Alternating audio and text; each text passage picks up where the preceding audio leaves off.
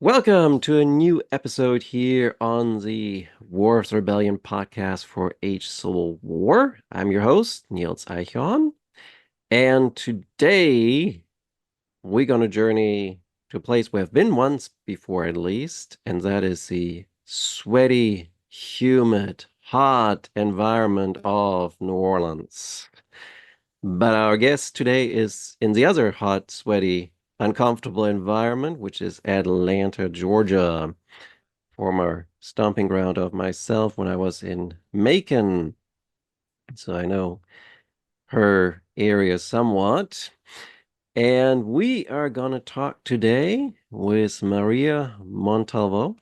She is an assistant professor of history at Emory. She got a PhD from Rice University, and we are going to chat today about a extraordinarily interesting book. I was very impressed by the style of the book, and that is Enslaved Archives: Slavery, Law, and the Production of the Past, published by Johns Hopkins University Press. Came out, July 2024. I thought it was actually a few weeks earlier. It's fresh off the press, like it's a month ago. So, first of all, congratulations to bringing out the book. Thank you. And thank you for taking the time today, Maria, to talk with me. So, let's start with the origin stories. I always look forward to kind of hearing how the book comes about because sometimes there's these curious moments of how you get to it. So, tell us how did Enslaved Archive come about? What's the origin story? Sure. I was joking with a friend when I saw your talking points that you had origin story at the very top, and I just said a lot of crying, I think. I can Um, see that. yeah. But I guess the project starts in graduate school, and I didn't set out to become a historian of slavery. I thought I was going to be a historian of medicine. Oh, Uh, I was interested in the history of mental illness in the 19th hmm. century US. And that's where I thought I was going. But I was surrounded by a lot of very good historians of slavery, like Jim Sidbury, like Caleb McDaniel, and like David Andrew Johnson, whose first book comes out in September. And so I sort of got pulled into that direction a little bit.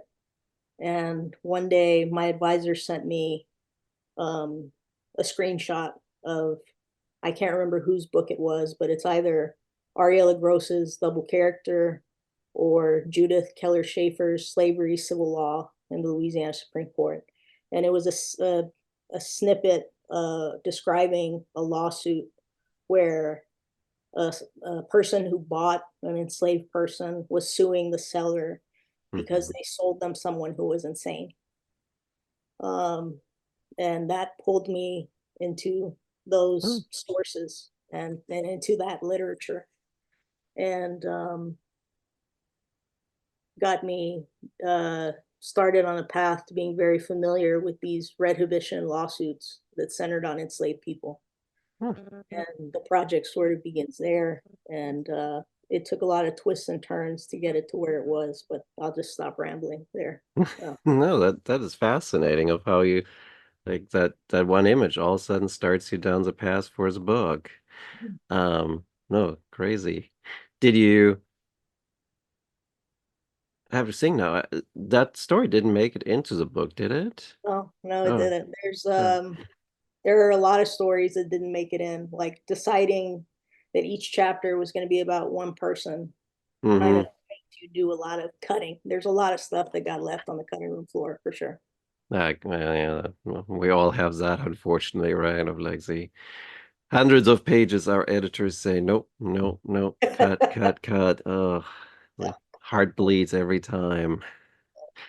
Um, but in part, I'm glad you kind of already mentioned some of the book here and kind of things that got left out because and there's so much I want to talk about with your book because it's so fascinating. But I really want to talk first about your decisions in structuring, organizing, and writing the book. Because what what what drew me in was, first of all, that the personalization, right? That each chapter has a person at its center, but then also how you somewhat framed this almost like a detective story, right? That you were searching, you were looking, and you brought yourself into the writing. So was that a conscious decision? Was that sort of your editor like saying, well, this would be a good way to do it? Was there pushback from your editor about that? Reviewers? Like, how did you go about it? Yeah, I guess it first started to look the way it does now when I was writing the dissertation. And at first, I sort of did write it in the style of Ariella Gross and Judith Schaefer, where I was taking tidbits from all these different stories and sort Hmm. of putting them together. Um, but then in 2016, I read Marisa Fuentes' book, Dispossessed Lives. Hmm. And that sort of gave me permission, it felt like, to narrow in on Hmm. specific people. Yeah. Um, and I sort of came to the conclusion that because I was interested in these um, deliberate strategies when it came to historicizing a person, Hmm. that it would be most that making that clear would be a lot easier at the level of an individual. Mm. Um, Right. and because I'm so committed to trying to tell a story, I felt like taking the reader through that journey with me Hmm. uh, would be an important part of the process of not just showing my hand, but showing you how I got there. Hmm. So, Yeah, no, no, that's great. It's a very nice approach, and it invests you as a reader very much in the lives of these people, which is makes it easier to connect in all of it. And so let me go with this the other points then. How how did you decide on the people you wanted to use? Because in the first chapter, you mentioned that you have the guy John as the kind of center, but you said that was actually not initially the first person you wanted to write about. um, I I kept a journal as I was writing, and I've become more committed to it over the years. But I wish I had been better about writing down like the moments where I made those specific Mm, decisions. But when it comes to John, um, that the chapter that's in my dissertation, uh, that's about that lawsuit where John pops up momentarily. Um, I mentioned John in that chapter maybe 5 or 6 times, and that's it. all right. He's not my Hmm. focus at all. Yeah. It was easier to tell a story and make an argument about the person who was enslaved alongside John because he was the Hmm. focus of the lawsuit.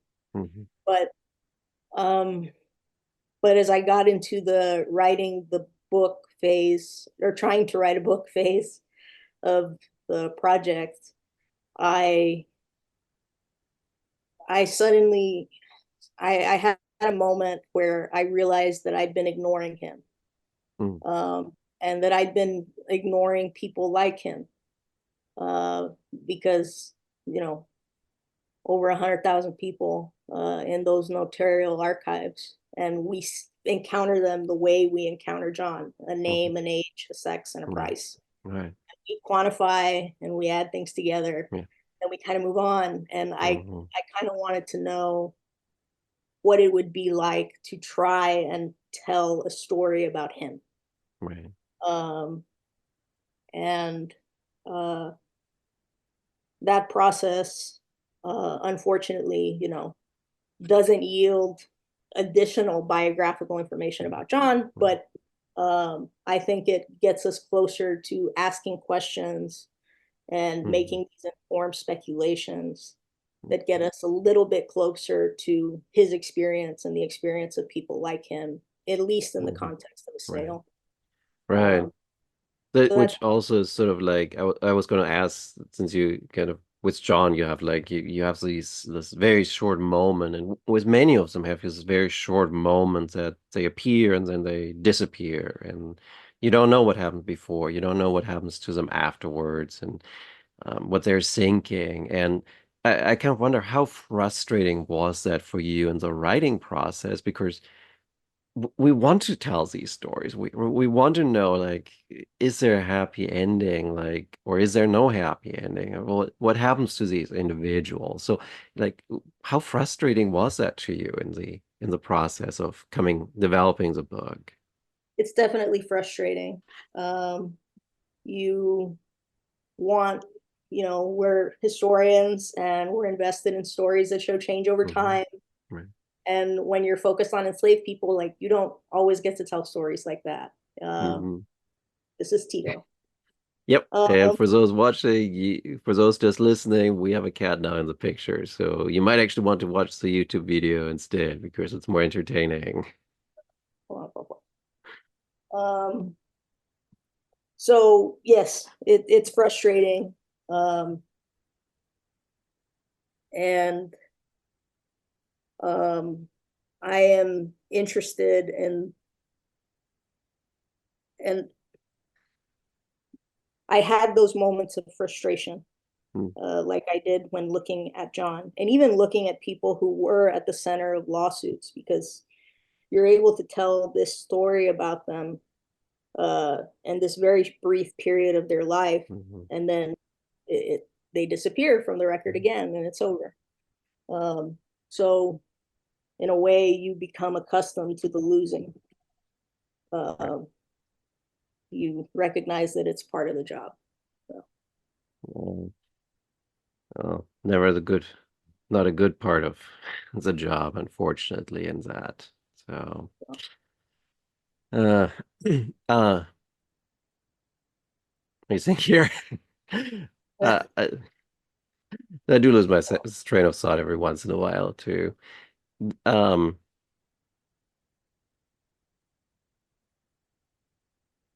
let's let's talk about the sources then for a minute, because obviously we're dealing with people here that are intentionally left voiceless, right? That we don't have their own voice. We have other people's voices or short notices in like ads or notary books. So you're looking at records, and we'll talk more about the different court cases that are involved here in a minute. But what did these court records give you? What were sort of the silences that we're seeing, and also sort of like, was there any other biographical material that you could locate for them? Like was there census data from like their enslavers that gave you little hints and glimpses, or was there just nothing? some of them, there's nothing after the lawsuit. Like Yeah. for Betsy, um, I wasn't able to find anything after that, though. Um, the New Orleans notarial indexes have recently been digitized and Hmm. OCR'd, so you can Oh, like wow. text search owners who were selling enslaved people. So I'm going to go back and see if I can find her, because I'm still interested in what Mm, happens after the lawsuit's over. yeah. But for some, that's the case, that they disappear, and then for others, like Sarah Connor, like you have lawsuits on lawsuits and contracts, newspaper articles, and things like that. Yeah, we'll get to her, but I felt like the notaries and judges in New Orleans were like, "Oh, sad boy." Yeah, she would not go away. Nope. Yeah. Always get up person. That, oh yeah. Okay, so that a lot of limits there, unfortunately. Yeah. Now, the one, so final part before we get into the kind of nuts and bolts, kind of what's in the book, but I also found it very intriguing of how at the start, say you talked about wanting to turn the narrative around, right? That instead of like, here's the name, the date, and let's talk about their enslaver, or let's talk about what's being argued in the courtroom and what the enslaver is saying, what the judge is saying, and all that. You wanted to bring the voice of the enslaved forward. And that A seems really difficult because you have such a limited base to operate with, but also it seems like such a like duh, of course we should do that moment. Why haven't we done it? I think we don't do it because it's very difficult. Mm, Because not that the work that any historian does is easy, but because it's often prudent to ask, what can I learn from this source, and not ask the additional question of why can I learn anything from it at all. mhm, Um, I've had the opportunity to learn from historians who ask questions about historical production, like mhm, Caitlin Rosenthal and like Marisa Fuentes and like Jennifer Morgan. And that helped me get beyond, you know, summarizing what happened in right. court and asking questions about how people knew what to say when they got to the courtroom. Mhm, Um, we don't do it all the time because it's difficult. But there's historians out there who are doing that kind of work, and I'm hopeful for what we're going to see moving forward. yeah, wow. Are you pushing your grad students to do it this way? I don't have any grad students yet, but that's on Well, the horizon. Yeah, eventually you will. And eventually. Yeah. then, all right, if you're a grad student listening in, if you go into Emory, Yeah. you've been warned. Um, Curious question, like, would you write it differently today? Like looking back, would you do it differently or would you do it the same way again?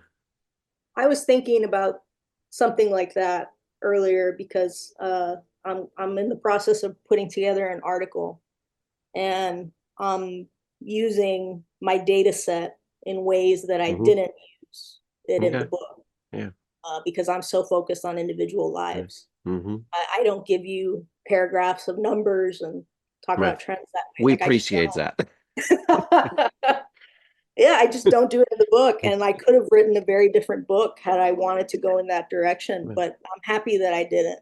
Uh, that's not the way I think those studies can be important, but that's not the way I like to write.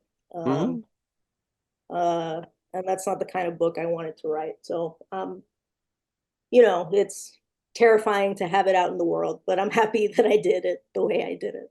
Yeah, no, it's sometimes just curious, when Yeah, you think back about like, should have done that differently or well, that was stupid, like, yeah, but yeah, it's out there. It's like it's done. It's over. Get yeah. moving On on to to the the next. next. Yeah, Yeah. exactly. Exactly. Um, Great. So let's get to the now I have to actually look.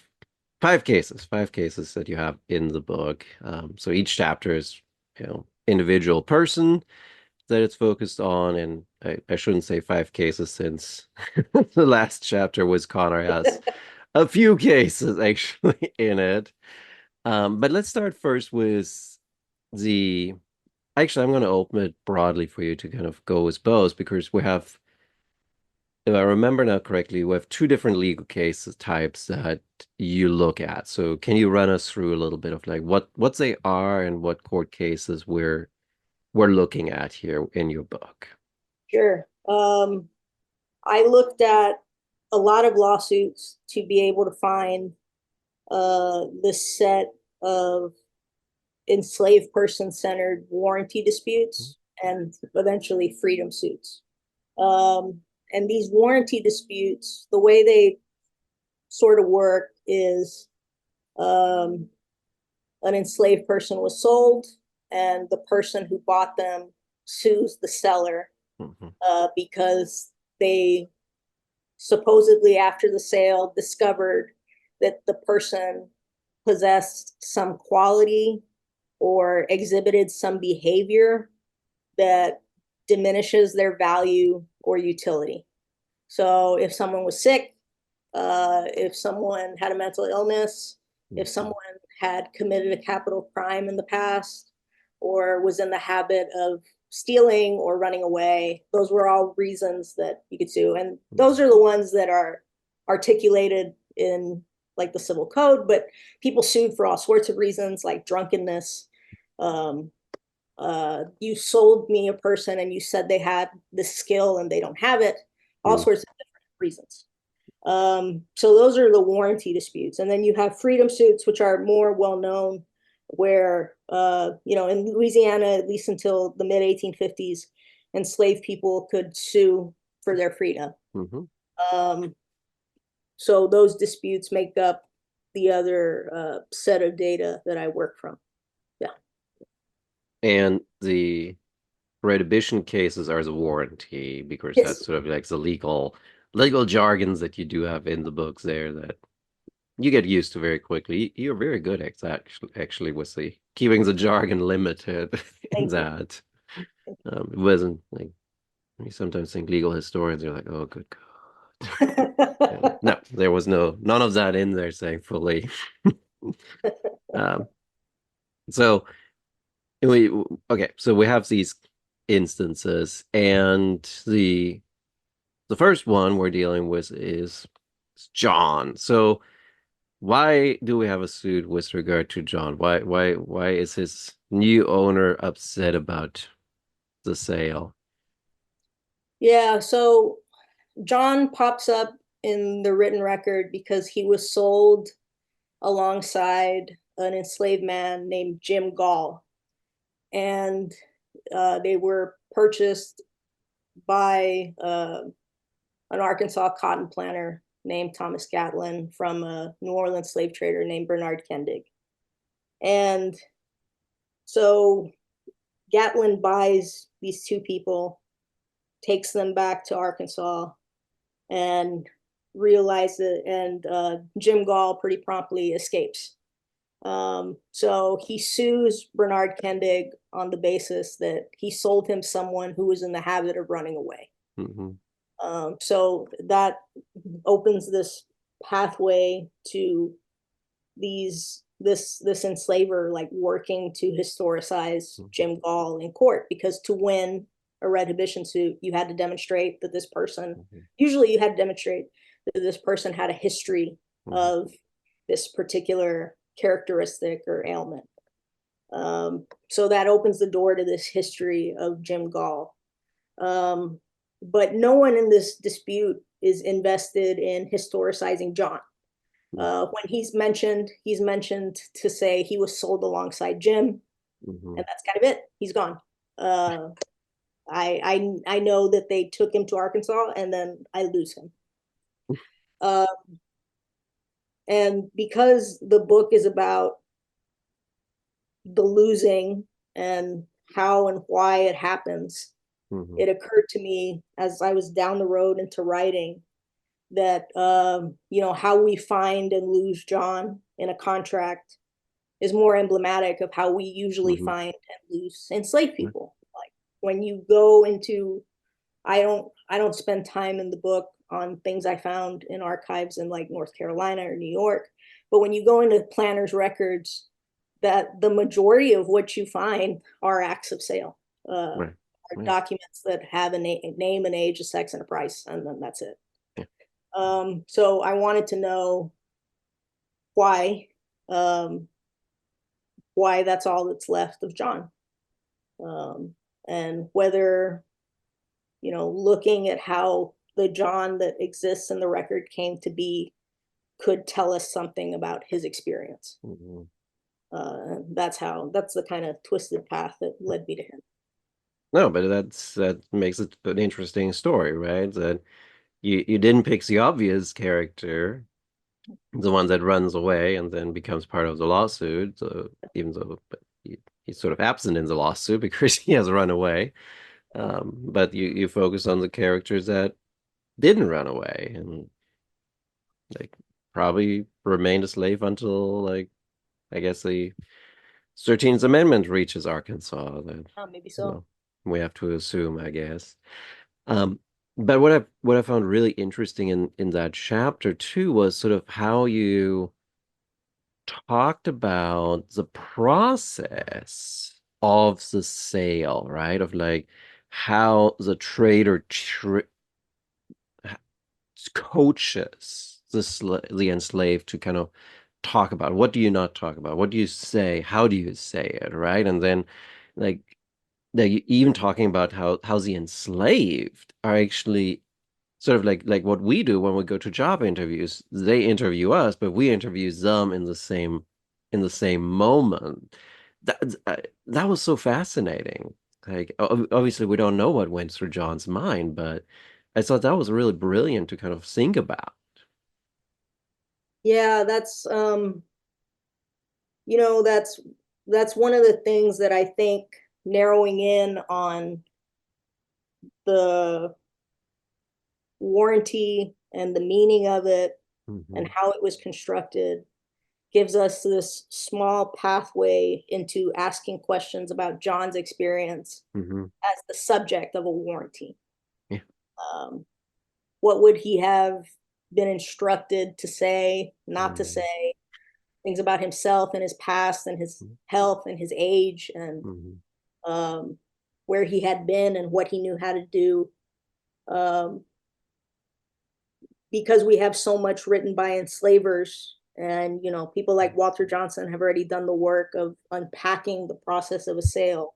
uh, Hmm. it narrowing in on that warranty uh, gives us space to sort of speculate a little bit more.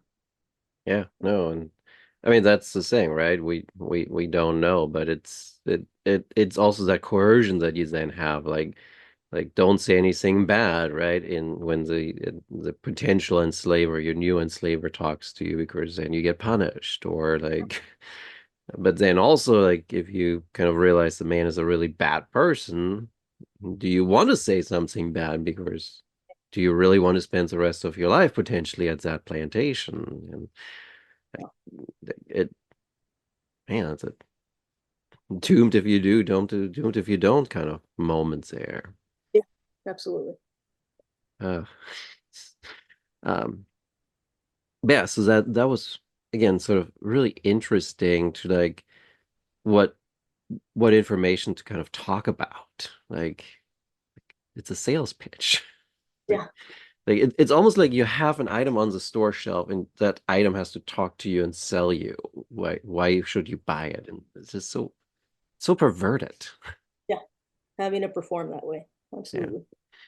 Uh, all right, let's go to Isaac Wright then as the second one of your characters. And he was I'm not even sure how to phrase this because it just that was just so sick. Like what like I'm gonna ask you since there's some speculation, when do you think that first mate made the decision that he's gonna try and sell these guys? Is it Yeah, when the captain goes sick and off boat, or is it already on the journey that he probably made that choice? I think the captain was in on it too. Okay. um, so they probably decided when they were hired that that was something they were going to do. Hmm. It's So possible kind they've of done it before. Like maybe yeah. there's other people they'd made disappear. Mm-hmm. Uh, it's hard to know. Yeah. Right. Yeah. And it's important to know that it's three individuals, right? Yes. Right is only one that what happened to the other two? Were they able to get their freedom or were you able to Stephen escapes. okay. He gets back to New York and he's able to tell his story. And Okay. Robert, I lose him in Arkansas. I don't know what happens to him. Hmm. Okay. I don't know that he ever made it back. Right. Now, of course, the odd thing when you think about this is like we all talk about Northrop's story, 12 Years a Slave, but these other people never write about their experience. They never publish that. Like, I guess how common was it? How common was it that a black person gets kidnapped and enslaved? You know, it's one of those things that is impossible to quantify because when it worked, we're never going to know. That's Uh, true, right? because you put somebody in a contract and you sell them, and Yeah, it's gone. it and when you look at that contract on its own, it just looks like Yeah, everyday business. yeah. Uh, the contract that facilitates the sale of Isaac and Robert and Stephen, it just Mm-hmm. looks like any other contract. Yeah, yeah. So at that level, it's really difficult to know. And then as far as like people being kidnapped in northern states and brought southward, we know what happened. Mm-hmm. Um, we know about people who were able to escape and tell their story, or people whose families like worked to publicize that they were taken and Mm-hmm. to try and get them back, and organizations that did the same Right, kind of work. right. But it's impossible to quantify, Yeah, which is also scary. yeah. Yeah, no kidding. I mean, you're a free person, and all of a sudden you're enslaved on a plantation in Mississippi, right?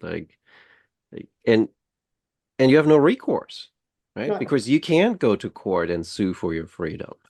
No. Like And it that, was very difficult to do it. So, yeah. Like I mean, you can't even testify on your own behalf.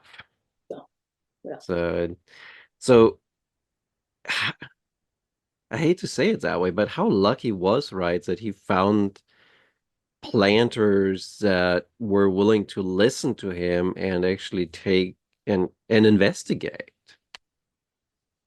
Uh, Tremendously lucky, because I think we see in Wright's story that, there are moments where he tells his story, and as a result, he sold, and he sold Hmm. again.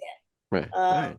and um, I think the impulse for some of these planners was, it's not my problem, and I'm going to get my Hmm. money back one way or the other.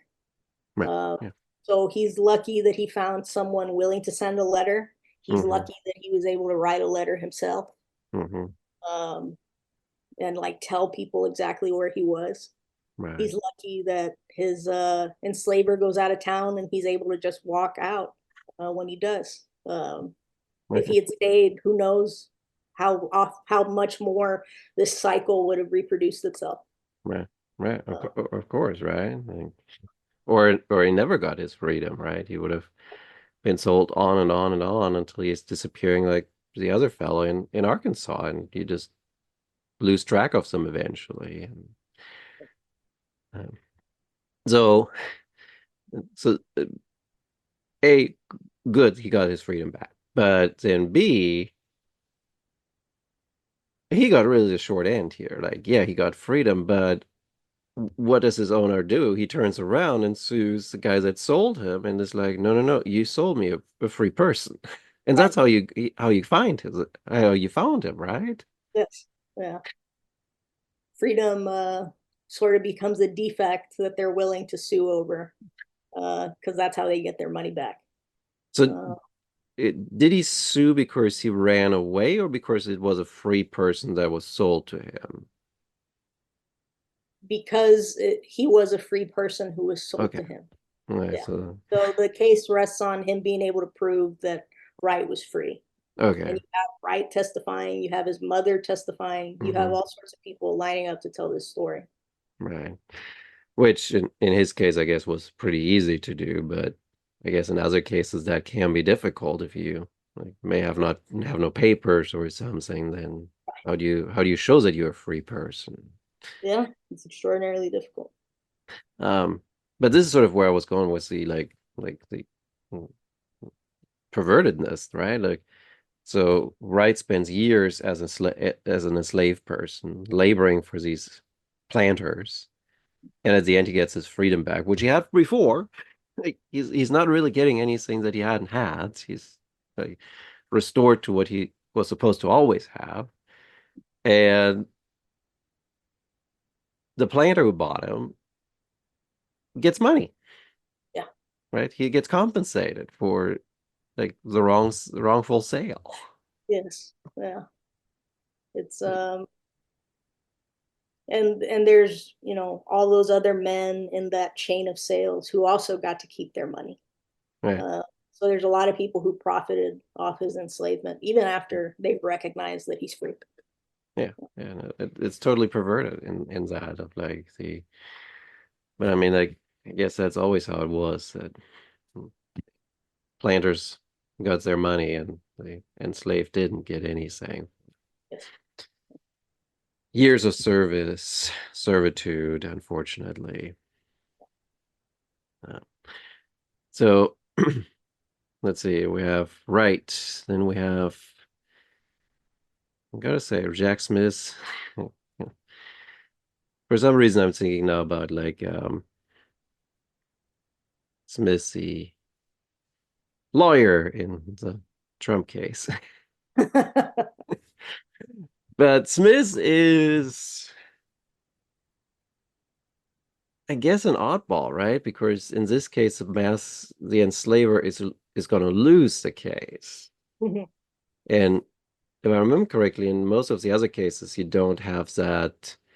You're kind of looking at victorious cases of the enslaver actually getting money and the sale being overturned. So, what happened with Jack? So Jack is the subject of one of those warranty disputes, those retribution suits. Jack is sold to a sugar and cotton planter in Louisiana in 1853. And by the end of the year, this planter um, realizes that Jack is too sick to work from tuberculosis. So he sues the seller, the slave trader named William Talbot, for retribution to cancel the sale, to Mhm. take Jack back, to give him his money back. And to win that lawsuit, this enslaver, his name was Alfred Williams, you have he had to prove that Jack was sick before the sale, Mhm. incurably sick before the sale, that that illness uh, could not have been perceptible at the moment of sale. So he Mhm. couldn't have been expected to identify it when he Right. purchased it. And the third thing is that as an enslaver, he did not contribute to the illness getting worse Hmm. while he owned. So he has to build this case that stretches into Jack's past, um, and into Jack's present, in that on that plantation in Louisiana, and proves those three things. So Jack can't testify because he's an enslaved person, even though he knows himself and his health and his history better than anybody who talks about it. Um, Ironic. Right. yeah, but you have these witnesses who testify as to when they first met Jack, as to when they witnessed him cough, and Mhm. how when they witnessed him be too sick to work, and things like that. And it ends up being this 10-year sort of window into Jack Smith's declining health. Um, but the point I try to make in the chapter is not just let me summarize all these people's stories for you. It's you know, I think about how Alfred Williams and his attorney were able to build their history of Jack Smith. Mhm. What paper materials would they have had to go off of when they were Mhm. trying to historicize this person? Right. And they run into the same archival walls that we run into. They Mhm. run into a contract that leads them to a seller Mhm. who's not invested in telling them a damn thing, and that's it. So I argue that faced with these barriers, um, the what they did was interrogate Jack Mhm. about himself, about his past, about his health, about free people who had borne witness to his illness. And that leads them to witnesses in Missouri and California Mhm. who are who who do testify, um, about specific moments in Jack Smith's history um, that I argue the attorney involved wouldn't have known what to ask without Jack. Uh, so when you look at the production of this lawsuit, you're left with a process that he must have played an active role Mhm. And that's sort of like as you were talking, I wanted to ask a different question first, but I kind of want to go with the California thing because this is the crazy part, right? These court cases, they're not all about Louisiana. They involve people from across the country. And I guess sort of the crazy part here is so I sent a letter over to the Justice of Peace in California and asked them, can you interview this witness for us, or to, I guess the proper terminology here would take a deposition from a witness that might know this enslaved person called Jack in. Yeah, from 10 years ago. That just seems crazy of like we might remember like what, five of the students that we had our first semester teaching. right. But we Yeah, don't remember everyone. Like yeah, if I get a letter today from a student I had 10 years ago, I might be able to remember a little bit. How would a person remember? Like, especially when we talk about enslaved people. yeah. I'm with you. The way that I think um, these because Jack was actually physically taken to Missouri to sit in court.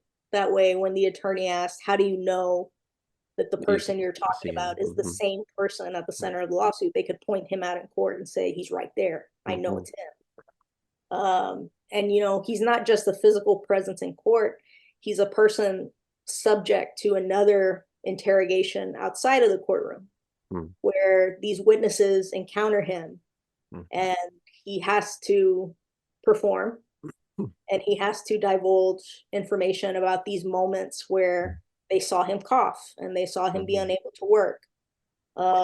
And we know that interrogation happened because when witnesses are testifying, they describe it. Right. And they say, I wouldn't have recognized him if he hadn't known such intimate details about me and my family. And Mm. then I recognized him. Oh, yeah. So even though Jack can't speak in the courtroom, his speech and his memory in his Mm-hmm. history are essential to what Mm-hmm. happens.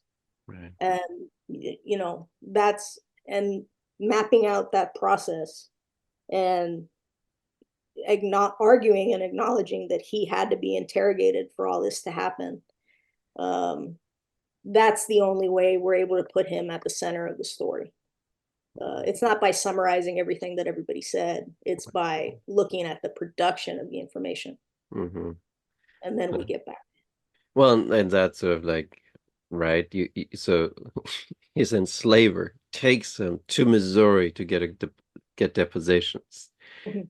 and I it's been a few days since I read it, so I think you said that he claimed that he was well treated on the journey, but you kind of say it's very doubtful and that it actually made his condition worse. Yeah. Um, there's a historian by the name of Thomas Buchanan who's done a lot of work to reconstruct what it was like to be on a steamboat on the Mississippi in the antebellum period. And he tells us that enslaved people were usually confined to the deck of the ship. They Hmm. weren't inside, they weren't sheltered from the elements. He Right. was probably exposed in that Yeah. way. It's very unlikely that he was, kept dry. Right. And if you have exactly, and if you have tuberculosis, wet conditions outside, that only makes it worse. So, Yeah. like, it's almost like you're bringing a lawsuit because you want money back because your slave is in a bad condition, but you're in the process of the lawsuit killing your slave. Yeah. Like, Yeah. Because he's not valuable to you in yeah, any other. yeah. Like, it's like a piece of it's almost like a law book you're carrying around or a piece of evidence. Uh, but that was I think it was the third part that you mentioned with regards to the enslaver contributing in some form to the condition or causing the condition themselves. Yeah, that's what costs Jackson Slaver the lawsuit. It's not even that he took him to Missouri. It's that uh, they're able to discover in the course of interrogating these four doctors who Hmm. each saw Jack at different times that that the enslaver did not call a doctor when Hmm. Jack first fell ill. Hmm. So the court decides that had you called the physician right when the illness presented itself, you might have been able to exploit him for longer. They don't contest that he's ill or any of Hmm. that. It's you didn't do a good enough job as an Right. enslaver here. Right. And Sort of that's what negligence on your part. And I bet he was very upset about that, that he like brought like, it gotta have cost him like a lot of money to travel all the way to Missouri with an enslaved person and back and trying to get all these depositions plus legal costs and everything. And then court says, oh, well, you're negligent. that was it. Hmm. Well, I guess Jack got justice in that a little bit. Yeah, I don't know. He was sick and he was Yeah, dying. yeah. Uh, I I had this moment in the book where I decide to be a little bit hopeful. Mm-hmm. Say that if we're going to think about his experience at the center of this lawsuit, Yeah. we can also choose to hopefully imagine that maybe when he went back to Missouri, he got to see some people that he loved. Uh, Mm-hmm. Like old he was there. family, friends. Yeah, so Mm-hmm. I hope he got something out of that. Yeah, yeah, kind of closure on some level, right? Yeah. Hmm. Now comes a crazy one, right? Betsy into Rachel. So, and I love how you just called the chapter transforming Betsy into Rachel. So, it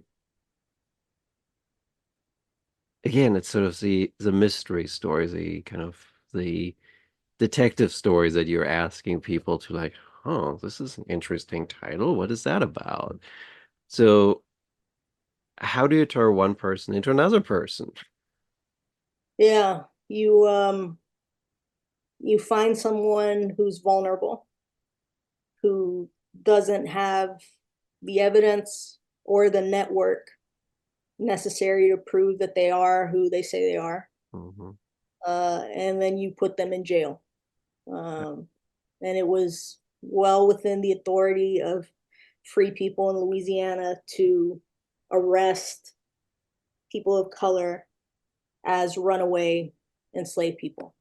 Um, and that's how Betsy gets ensnared of this process of sale after sale is, uh, you know, someone points her out Hmm. and she's arrested and she doesn't have papers Hmm. and she can't prove she is who she says she is.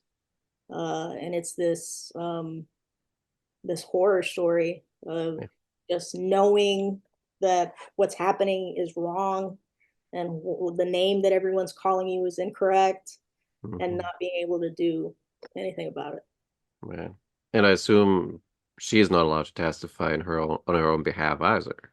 No, free people in the freedom suits that I looked at, there aren't none of the plaintiffs testify on their own behalf. The way you get a glimpse of them and their story is in the petitions where the Okay. attorney explains this is who they are, this is why they're entitled to their freedom. Hmm. With information that could only have come from the enslaved person, but they don't get to testify on their own behalf.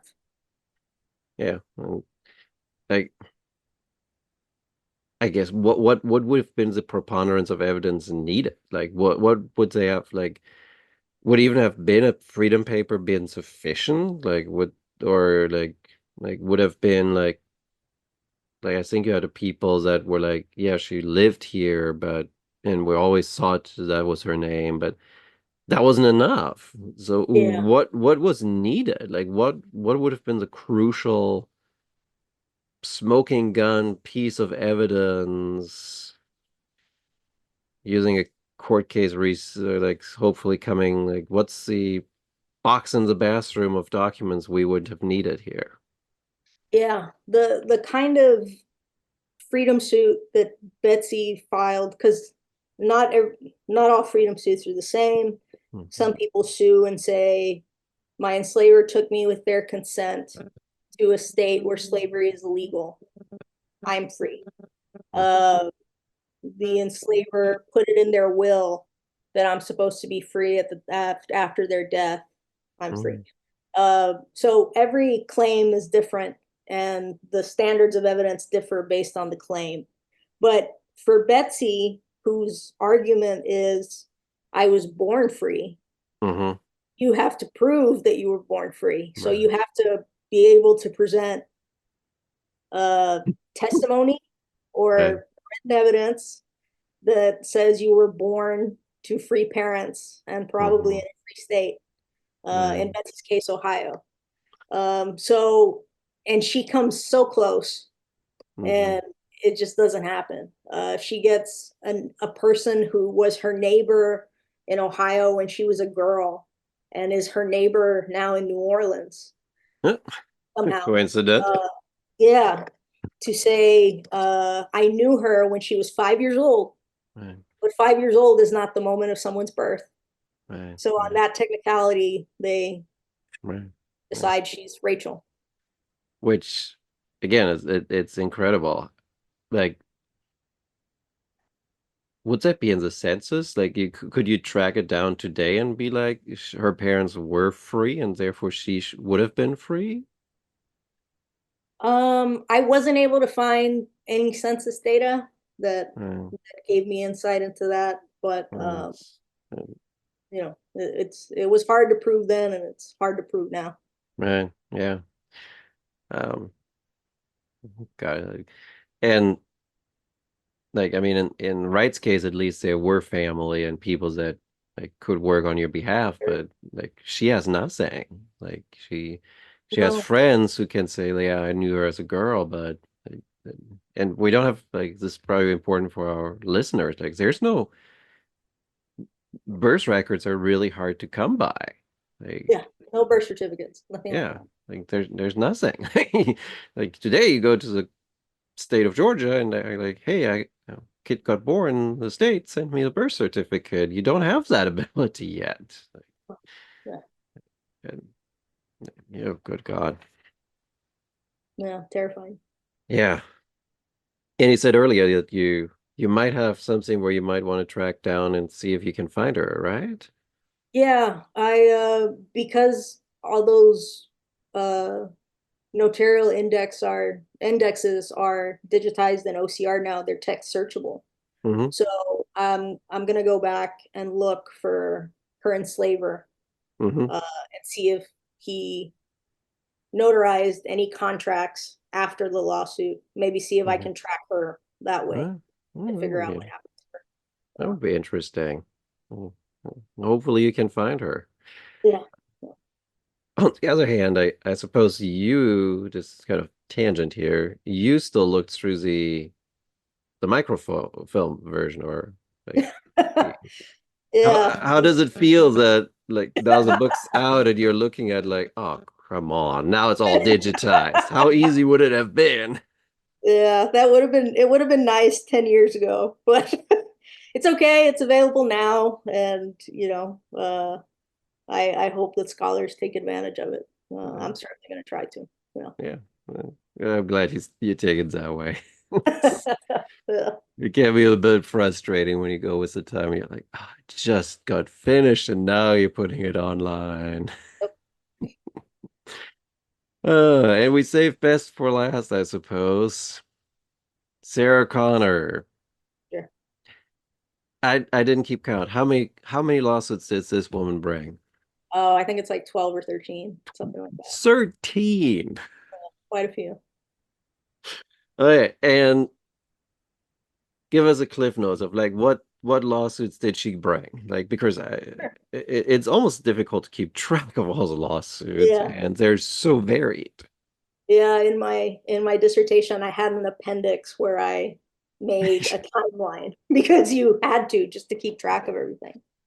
But Sarah Connor was an enslaved woman in New Orleans. Well, she's born in Fairfax, Virginia, and she's sold south to New Orleans by the time she's 18 or 20. And she, by 1838, she's the property of this white woman named Jane Shelton. Mhm. Uh, and somewhere between 1838 and 1841, Sarah Connor develops this relationship with a slave trader whose name might be familiar because he's one of the men who sold Solomon Northup, Hmm. and is described in 12 Years a Slave. But his name was Theophilus Freeman. So he and Sarah Connor develop a romantic relationship, and she eventually saves up enough money to uh, to sort of purchase herself. Um, Yeah, we'll get so to that in in a little bit of uh, like, uh, Jane Shelton, who owns her, sells her to Theophilus Freeman for $700 of Sarah's money. And then Freeman sort of never claims her as his slave, and she lives as a free woman from then. Um, but, Freeman, who they lived together for like a decade. Um, Freeman gets, over his head in debt, and his creditors start coming for him. And when his creditors start coming for him, they also start coming for Sarah, uh, with the understanding that, one, she's still his enslaved property, so she should be subject to seizure and sale to hmm. compensate for his debts. And two, they also think that he's hiding money and assets in her name.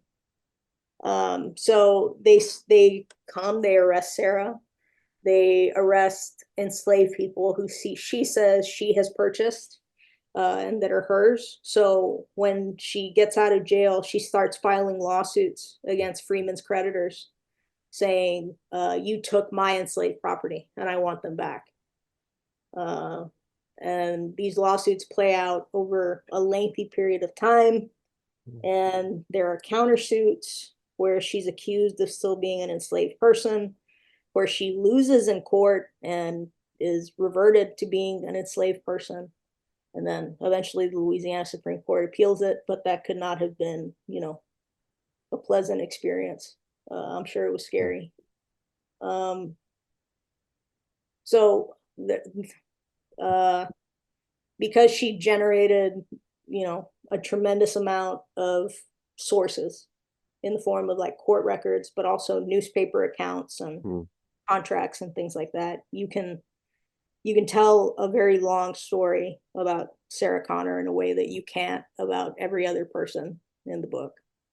Okay, first thing, how did you find her?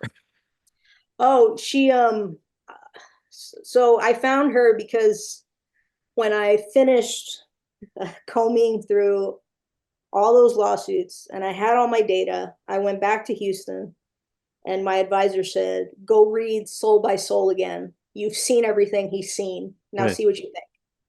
So Yeah. I read it again, and there's this line in Soul by Soul where Johnson says, "Theophilus Freeman was in the habit of taking meetings in bed with his enslaved concubine Sarah Connor." Uh, Oh, and he moves on. And so when I read it again, I thought, how would you know that? right, So go to the footnotes, and it leads you to a Louisiana Supreme Court appeal, which leads you to 12 more Louisiana Supreme Court appeals. And it was just like pulling a thread that wouldn't end. right. I Yeah. kind of was wondering because it's sort of like, oh, Sarah Connor. I heard her before, and like, oh, there's Sarah Connor again. There's Sarah Connor. And, like, sort of like this moment, right, of like the dominoes falling of like she's there and Yeah. she's all over the place. What's going on here, right? Yeah. It's Absolutely. Yeah, so like in your case, like threads that you just start pulling and it just unravels. Um, yeah, so like it's just such a crazy story, right? Of like, so was she free? Was she not free? Like, what's the relationship between her and Freeman? You know, based on, after that sale that she negotiates, she lives like a free person. She buys and sells enslaved people. She runs her own business. She travels to states where slavery is illegal and she willingly comes back. She believes she's free. Hmm. Uh, and then eventually she sues Freeman for her freedom on paper. Um, Not because he's actively enslaving her, but because his creditors are coming for her. And she says in her petition, I want proof upon the records of the country that I am a free person. Right. She wants evidence. Hmm. Um, and after she wins that lawsuit, you know, uh, there's a historian by the name of John Bardis who tells us that this was not the case, that once you were granted freedom, it could never be taken away from you. But on paper, when she wins that lawsuit, she's supposed to be free, and that's supposed to be it. But it's not the end of the story. Right. No, and that's the crazy part, right? Of like that you then have cases where creditors trying to defend properties that they have taken try to turn her into property so that they can keep enslaved property. Yes, yeah, yeah. Her freedom is very threatened. Yeah, it and it seems like very little respected as well. Yeah, it's uh, it's vulnerable. Yeah, Um, I don't know that there's another word for it. Absolutely. yeah, no. And and what's the relationship between Connor and Friedman? Are they a couple? Are they just like Yeah. they enjoy each other's company? Like, So they were a couple. Um, Everyone who testifies in those lawsuits calls them a couple, um, says that they were together. They lived together for about a decade. They were partners, but because the circumstances around people talking about their relationship is lawsuits, mhm. like they don't talk about their relationship. So Right, I have no insight into like how they met and the right. circumstances surrounding that meeting. Yeah. Uh, how their relationship started and grew. I don't know. There are a million questions that I have. Yeah, I mean, Uh, like the other one is like, how did she make money that she can claim she owned all these enslaved people too? yeah, she furnished and rented out rooms. And there's a historian who also wrote about Sarah Connor in her very good book. Her name's Alex Finley, and she says that there's um, that the way that Sarah is described in by the white woman who owned her suggests that she may have been a sex worker. Um, Okay, and she may have purchased enslaved women for that purpose okay, explicitly, but we don't know that for sure. right. And that would potentially turn her into something of a pimp and Freeman as, yeah, okay. Okay. That would be a rabbit hole to go down on. Uh, Yeah, it's uh, it's hard it's hard to like parse out that part of her life. Yeah, well, yeah, and it's hard because like you show throughout the book, we have very little evidence for a mhm. lot of these things. Like we have to infer so much about these issues that Yeah, it what would be nice, but yeah, we yeah. can't bring him back and ask him a question or No, unfortunately we can't. No. uh, but what I also found interesting about Connor was how I want to say you had a case where she's trying to kind of sue for the freedom of slave enslaved people she owned, but then decides that she's just gonna buy them instead of, Oh, or was that? no. To my knowledge, she never advocated for anyone else's freedom besides her own. No, no, Uh, no. I mean that she, instead of like these enslaved women were taken from her, from Freeman, claiming yes, that it's her, that it's his. yeah, But she claims that are hers, and instead of fighting this in court, she just buys them a second time. yeah. I, She gives up on suing, and she gets her new partner, a man by hmm, the name of Smith Izard, to buy the woman who was taken from her. So she goes hmm. back to enslaving her. So, Right. And it's important that she keeps enslaving. She does not like grant freedom either. It's like it's no, she doesn't. like there is. I guess we could ask, like, was it all women that she owned, or was it women, man, children that she owned, or like, She owned at least one man named Peter okay. because she does sue over him. So I know that she owned him. And Mm. now that I keep plugging those notarial records, but now that those records are text searchable, like I've been able to find all the Hmm. notarial contracts that she wrote. So Oh my God. now I can learn a little bit more about her as an enslaver. Right, right. Yeah. It would be fascinating to write a biography of her, I assume. Records might be a little slim, but well, Yeah, for a long time, that's what I've been saying is going to be my second project, mm, because you can follow her to, she lives in New Orleans till the 1880s, and then she moves to right. Washington, D.C., and dies a very wealthy woman. Um, uh, so there's a lot of rich information there. Yeah, Yeah. absolutely. Well, that would be very fascinating. So in 10 years, I'll have you back and Yeah, ask you about that. No, as I said, Freeman was, or sorry, Connor was just, my God, this woman is just, she just keeps fighting. She yeah, just doesn't give up. Like, which for an formerly enslaved person, that is incredible to yeah, kind of have that stamina to just keep going. yeah, very much so. So as we're getting to, we are at the end of the book at this stage. Uh, are there any Are there any characters you kind of would have liked to include, or were these five the ones that you were like, this is enough? Or like, were you like, I would have liked to do one or two more? Um,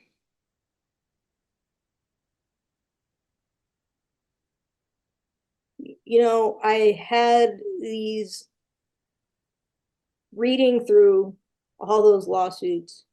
Um, there are other people whose stories could have worked, Hmm. instead of Jack Smith's, Yeah. or even instead of Betsy's. Hmm. Other people who found themselves up against, a system that wasn't built to work for them. Uh, so, but no, nobody specific is coming to Hmm. mind, honestly. Yeah. Yeah. No, no, I was curious because sometimes you have like this like fascinating person that you kind of are forced to cut out because it just you don't have enough, or Actually, now that you said that, there's this one, and it's not even a red hibition suit or a freedom suit, but she pops into my mind sometimes. It was a free woman of color by the name of Pauline Foy, and she was the daughter of a previously enslaved woman and a white man named Prosper Foy, who was like this wealthy jeweler in New Orleans. And something happens, I don't know what, where he attempts to take possession of her and enslave her and maybe sell her. And Pauline's mother sues to get her back. Uh, okay.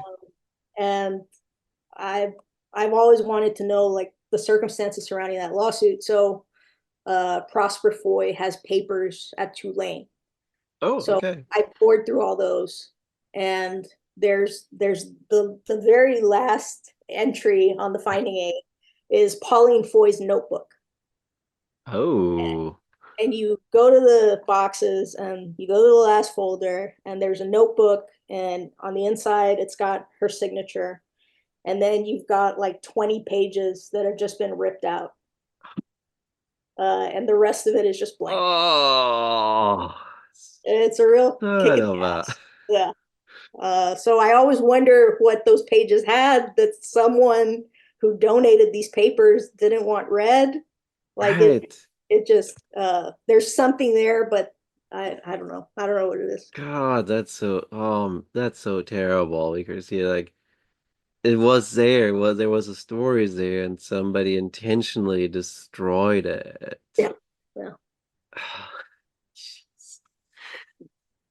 Ah, and book burning is still sort of a thing.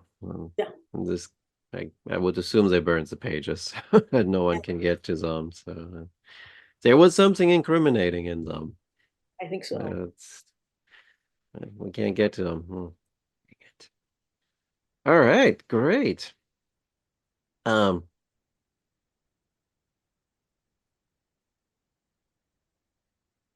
I think we got it. Awesome. I'm trying to think of like another. Like, but we covered the whole book, and from what I can see, and it as I said, it's a fascinating study. I like the style you had with the books, the kind of personalizing the stories, kind of trying to kind of change the perspective. That was great. So it was really interesting. Thanks so much. I I appreciate it. hope there will be a lot of grad students reading it in seminars in the Yeah, next couple of years. yeah, hopefully. And I think that's the other part, right? What was it your decision that it's like it's only like what 120 pages and Mhm. it's a really nice slim volume that you could even give like to an undergraduate course. Yeah, I hope so. I tried to write it so people who are just interested in history might be able to get something from it. And I got a grant to make it uh, permanently, like freely accessible. So if you don't Oh want to wow. spend the money to buy it, it's available on Project Muse. You can go download it. Uh, Awesome. that's totally cool too. Yeah, Yeah. That gives you even more views of the book now. I guess it eliminates the royalty check, I suppose, but yeah, it it gets you more readership. So yeah. and I Hopefully, think the other part there is that it can serve as a great sort of research methodology tool of like how do you change the narrative? Where do you look for information? How do you turn that information into something different? Right? That's the other part where it's sort of nicely useful in sort of the classroom. I hope so. Yeah, we'll see. Throwing out ideas for people. Well, with that then, Maria, thank you so much for joining me tonight or today here. It's still daytime in Atlanta. You still have a Yes. few hours left. Yeah. I guess a few more Democratic convention speakers to go through Yeah, before that's the right. end of the day. Um, but yeah, it's a great book. If you are interested, let me get the title here again. It's Enslaved Archives, Slavery, Law, and the Production of the Past.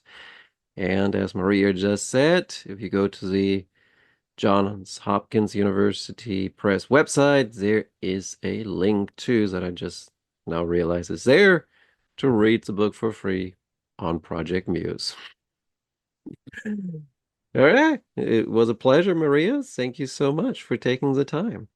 Yeah, thank you. I enjoyed it very much.